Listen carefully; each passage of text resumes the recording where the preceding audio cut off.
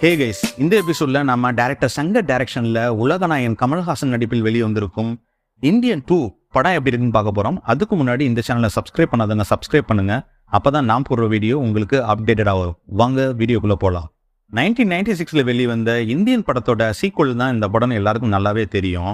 28 வருஷம் கழிச்சு second part release ஆயிருக்கு. இந்த படத்தை 7 வருஷமா எடுத்துட்டு இருக்காங்க. இந்த படம் பல பிரச்சனைகளை தாண்டி தான் வெளிவந்திருக்கு. அதனால இந்த படத்துக்கு ஏகப்பட்ட எக்ஸ்பெக்டேஷன். அந்த எக்ஸ்பெக்டேஷனை இந்த படத்துல பூர்த்தி பண்ணாங்களா இல்லையான்னு வாங்க பார்ப்போம். இந்த படத்தோட கதை என்னன்னா, ஃப்ரெண்ட்ஸ் கூட சேர்ந்து யூடியூப் சேனல் நடத்திட்டு வராரு சித்ரா அரவிந்தன். நாட்டில் நடக்கிற லஞ்ச ஊழல்களை தன் சேனல் மூலமா வெளிக்காமிச்சிட்டு வராரு. ஆனாலும் சம்மந்தப்பட்ட அதிகாரிகளை இவரால் ஒண்ணுமே செய்ய முடியல. அதனால இதுக்கு நம்ம சரிப்பட்டு வர மாட்டோம், அதுக்கு அவர் வந்தால் தான் கரெக்டாக இருக்கும்னு சொல்லிட்டு சோசியல் மீடியாவில் கம்பேக் இந்தியன்னு சொல்லிட்டு ஒரு ஹேஷ்டேக் கிரியேட் பண்ணி 96ல தப்பிச்சு போன சேனாபதியை இந்தியாவுக்கு திரும்பி கூப்பிடுறாரு. திரும்பி வர சேனாபதி சோசியல் மீடியா மூலமா யங்ஸ்டர்ஸ்ட பேசுறாரு. நாட்டை சுத்தப்படுத்தணும்னா முதல்ல நீங்க வீட்டை சுத்தப்படுத்தணும். அதனால காந்தி வழியில நீங்க வீட்டை சுத்தப்படுத்துங்க, நேதாஜி வழியில நான் நாட்டை சுத்தப்படுத்துறேன்னு சொல்லிட்டு 2 ட்ராக் மிஷனை லான்ச் பண்றாரு. அதுக்கப்புறம் என்ன ஆச்சுன்றதுதான் இந்த படத்தோட மிச்ச கதை. இந்த படத்துல எடுத்தோடனே ஸ்ட்ரெயிட்டா கதைக்குள்ள போயிடுறாங்க. ஆனாலும் 30 நிமிஷம் கழிச்சு தான் இந்தியன் தாத்தாவோட என்ட்ரி சீனே வருது. இவர் இந்தியாவுக்கு திரும்பி வர சீன்லாம் சூப்பரா எடுத்திருக்காங்க. ஆனா அவர் எப்போ அந்த 2 ட்ராக் மிஷனை கையில எடுக்கிறாரோ கதை 2 பக்கமா டிராவல் ஆகுது. ஏதோ ஃபாலோ பண்ண நமக்கு தெரியல. சரி, நமக்கு தான் தெரியலன்னு பார்த்தா இது திரைக்கதை எழுதி டைரக்ட் பண்ண டைரக்டர் சங்கருக்கும் தெரியல. அதனால இந்த படத்தோட கோர் பாயிண்டோட ஆடியன்ஸுக்கு கனெக்ட் பண்ணிக்கவே முடியல.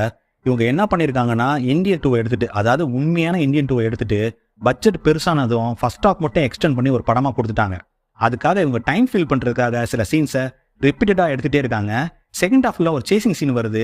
அதெல்லாம் ரொம்ப லென்த்தியா எடுத்து வச்சிருக்காங்க. சென்னையை சுத்தி பார்க்காதவங்க அந்த சேசிங் சீன் பார்த்தா போதும், ஈஸியா சென்னையை சுத்தி பார்த்துடலாம். இவங்க ஃபர்ஸ்ட் ஹாஃப் தானே எக்ஸ்டெண்ட் பண்ணி எடுத்திருக்காங்க. அதுக்கு எதுக்குங்க 3 மணி நேரம்? 2 மணி நேரத்தில் எடுக்க வேண்டிய கதைங்க. ஆனா மேக்கிங் வேஸ்ட்ல இந்த படத்தை குறையே சொல்ல முடியாது, சூப்பரா எடுத்திருக்காங்க. சுஜாதா இல்லாத டைரக்டர் சங்கர் இன்னும் தன்னை ப்ரூவ் பண்ணவே இல்லைன்னு சொல்லணும். படத்தோட சினிமாட்டோகிராஃபி ரவி உருமன் பண்ணியிருக்காரு. ஒவ்வொரு ஃப்ரேமும் செதுக்கியிருக்காங்க. தாத்தா வர சாங்லாம் பிக்சரைசேஷன் சூப்பரா இருந்துச்சு.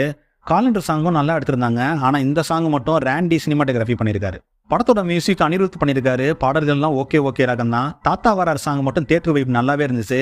படத்தோட பிஜிஎம்ல ஏஆர் ரஹ்மான் ஃபர்ஸ்ட் பார்ட்ல போட்ட இந்தியன் தீம் மியூசிக்கை அங்கங்க யூஸ் பண்ணியிருந்தாங்க. அது உண்மையிலே ரொம்ப ஸ்மார்ட்டான மூவ். ஆனா மீதி படத்துக்கு அனிருத் தான் பேக்ரவுண்ட் ஸ்கோர் பண்ணியிருக்காரு.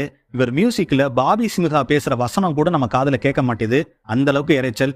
பேசாம ஏஆர் ரஹ்மான் மியூசிக்கே படம் ஃபுல்லா யூஸ் பண்ணிருக்கலாம். எடிட்டிங் ஸ்ரீகர் பிரசாத் பண்ணியிருக்காரு. எடிட் பண்ணாரா இல்லையானே ஒரு டவுட் இருக்கு. சாலிடா ஒரு 1 hour ட்ரிம் பண்ணிருக்கலாம். ஆனா ஏன் பண்ணாம விட்டாருன்னு தெரியல. இந்த விஷயத்துல மட்டும் $0 நமக்கு வேணும். படத்தோட ஆர்ட் டைரக்ஷன் முத்துராஜ் பண்ணியிருக்காரு. இவரோட ஒர்க் டாப் நாச்சா இருந்துச்சு. படத்தோட கிராபிக்ஸ் உண்மையிலே சூப்பரா இருந்துச்சு. இறந்து போன விவேக் நெடுமுனி வேடுவை கிராபிக்ஸ் மூலமா திரும்ப நடிக்க வச்சிருக்காங்க. அவங்களோட வாய்ஸ் கூட ஏஏ மூலமா ரீக்ரியேட் பண்ணியிருக்காங்க. உண்மையிலேயே டிஃபரன்ஸ் தெரியவே இல்லை, சூப்பரா இருந்துச்சு. காமன் மேனுக்கு வர 3D அனிமேஷன் உண்மையிலே நல்லா இருந்துச்சு. அதுக்கு வாய்ஸ் ஓவர் கொடுத்திருக்காரு குரு சோமசுந்தரம். சூப்பர். ஆக்டர்ஸோட பெர்ஃபார்மன்ஸ் பார்த்தோம்னா கமல் சார் ஆக்டிங் பத்தி சொல்ல தேவையே இல்லை. ஆனாலும் இந்த படத்துக்காக நிறைய சிரமப்பட்டிருக்காரு. தாய்வான்ல இருந்து ரிட்டர்ன் வர சேனாபதியோட மேக்கப்லாம் சூப்பரா இருந்துச்சு. ஆனா மற்ற சீன்லாம் ஒவ்வொரு சீன்லயும் ஒவ்வொரு மாதிரி தெரியுறாரு. ஆனா அந்த குறையெல்லாம் தன் நடிப்பால மறக்கடிச்சிடாரு மனுஷன். இந்த படத்தை இவர் நடிப்பு தான் தாங்கி பிடிக்குதுன்னு சொல்லலாம். ஆனாலும் இவர் நடிப்பை வேஸ்ட் பண்ணிட்டாங்க. சித்தார்த்லாம் நல்லாவே நடிச்சிருந்தாரு. விவேக், நெடுமுடி வேணு, மனோபாலா, சமுத்திரகனி, பாபி சிம்ஹான்லாம் நல்லாவே நடிச்சிருந்தாங்க. குறிப்பா குல்சன் குரோவர் நல்லா நடிச்சிருந்தாரு. படத்துல பிரியா பவானி சங்கர், ராகுல் பிரீத் சிங்லாம் நடிச்சிருக்காங்க. ஆனா ரேணுகா நல்லாவே நடிச்சிருக்காங்க. படத்தோட மைனஸ்ன்னு பார்த்தோம்னா ஃபர்ஸ்ட் கதையை சொல்லலாம், அப்புறம் திரைக்கதையோட லென்த்தை சொல்லலாம். அப்புறம் கமல் சார் மற்ற ஸ்டேட் மொழி பேசும்போது பாராட்டப்பிங் மூலமா தமிழ்ல பேசுற மாதிரி காட்டுறாங்க. அது ஏதோ லிப்சிங் ஆகாத டப்பிங் படம் பார்த்த மாதிரி தான் ஒரு ஃபீல் இருந்தது. அதுக்கு பேசாம இவங்க சப்டைட்டில் யூஸ் பண்ணிருக்கலாம், இல்ல தமிழ்லேயே பேச வச்சு டப் பண்ணிருக்கலாம். கொஞ்சம் கூட அந்த சீன்லாம் சிங்கே ஆகல. ஓவராலா அந்த படம் எப்படி இருந்துச்சுன்னா, ஃபர்ஸ்ட் ஹாஃப்ல ஃபர்ஸ்ட் ஒரு 1 hour, செகண்ட் ஹாஃப்ல லாஸ்ட் ஒரு 30 நிமிஷம், அப்புறம் எண்டிங்ல வர தேர்ட் பார்ட்டுக்கான லீடு, இது எல்லாமே நல்லா இருந்துச்சு.